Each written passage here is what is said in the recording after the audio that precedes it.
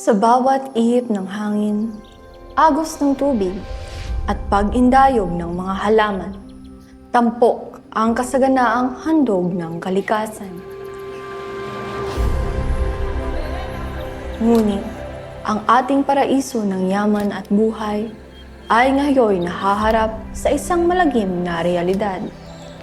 Unti-unti nang nawawasak ang mga haliging ito at hindi lang tao ang nanganganib. Huli na ba ang lahat? Malubha man ang katotohanan, nasa ating mga kamay pa ngayon ang pagsagip sa tanging tahanang ipinagkaloob ng may likha.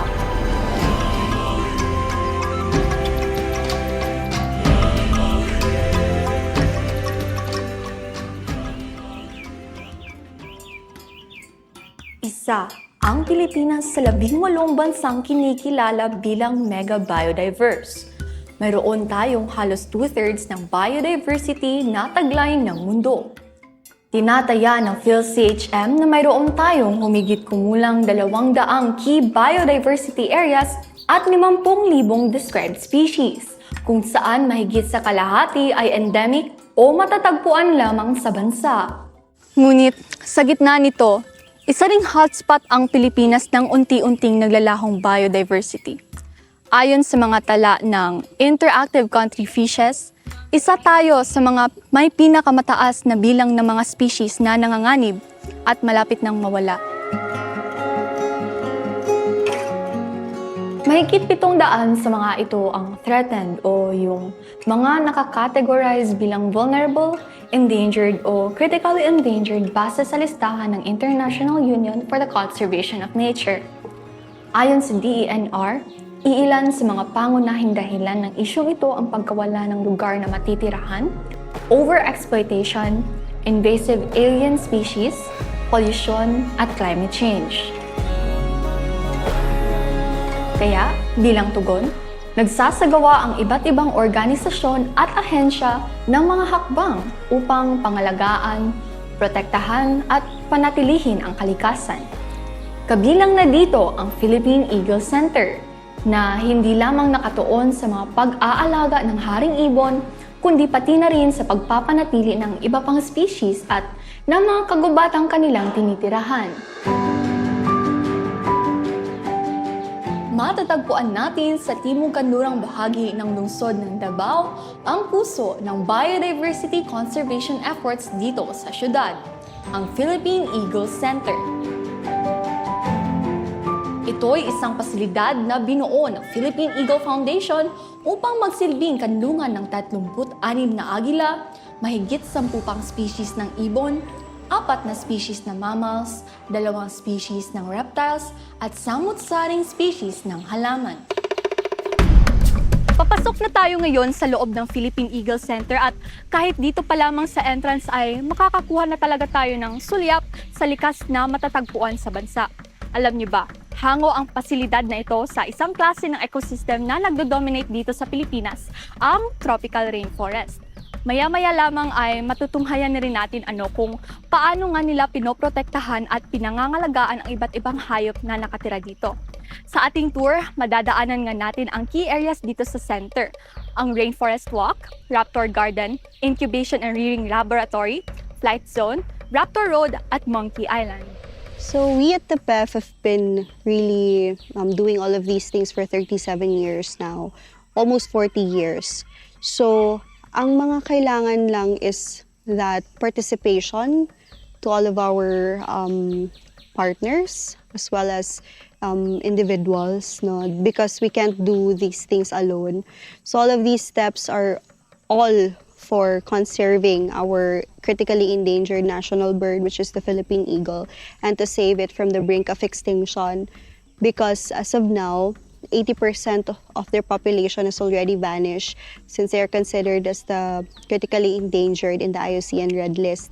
So those are the steps that we are doing now. So slowly but surely, we are partnering with a lot of corporations and organizations as well as individuals, schools, students like you. We are doing it for to save our Philippine eagles. So we do breeding programs as well as research programs, education, very vital, very important to research, as well as our messaging of how we can do all of these things together. Karamihan sa mga hayop na nakatira sa Philippine Eagle Center ay nakakulong sa kanya-kanyang pinamumugarang espasyo. Sa gayon, naiiwasang mawala at maligaw pa sila sa mga mababangis na kapaligiran. So this one naman, we have Marikit, a female Philippine eagle, and she was rescued in Jansan. So na siya 3 kabok airgun shots sa ihang wings. So di na siya ka-fly properly, but Nakakalungkot talagang isipin no na nanganganib ang kalagayan ng mga hayop kaya't kinakailangan pa silang maikulong upang masigurado at matiyak ang kanilang kaligtasan.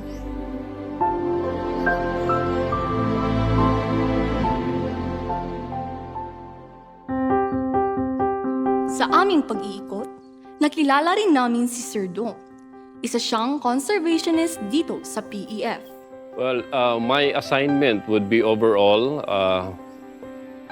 responsibility, overall healthcare of the animals, especially on the breeding product or animal productions for Philippine eagles also and food stock areas, and as well as a keeper. So kaya ang tawag nila senior animal keeper kasi I do have our own birds like Vigo, Mabuhay, and some other birds na na-imprint sa akin. So yun yung ginagawa ko is to collect semen and inseminate semen to the females. So yun yung pinaka mabigat na rules na ginagampanan ko. Matagal nang nagtatrabaho dito si Sir Dong. Kaya naman, hindi nakagugulat na lubusan na nga siyang napamahal at napalapit sa kaniyang iba't ibang alaga rito. Well, maybe let's start about the family background. I was really influenced by my parents, maybe the same way with other people also or kids. Lumaki ako na ang environment ko is ganito. So yung father ko is really the great influence of my purpose. At early stage, I know my purpose, and that purpose really drives me working with this Philippine Eagle to help and whatever contribution I can give for this critically endangered species. Ang mas nakabibilib, si Sir Dong ay bahagi ng isang pamilyang conservationist na mahigit 3 henerasyon nang inialay ang kanilang pagseserbisyo tungo sa pagpapanatili ng kalagayan at kasiglahan ng kalikasan. Starting with my father, he was a pioneer. And then sila yung grupo na yon, yung team na yon, siya yung the first na who breed Philippine Eagle in captivity. So yung mga techniques nakuha na nila, incubation, check rearing, and the breeding of Philippine Eagle, yun yung pinaka best na contribution na na-contribute nila dito sa organization na to. And then me as a second generation, parang pinagpatuloy lang natin yung magandang naumpisahan po ng mga pioneers ng Philippine Eagle Foundation.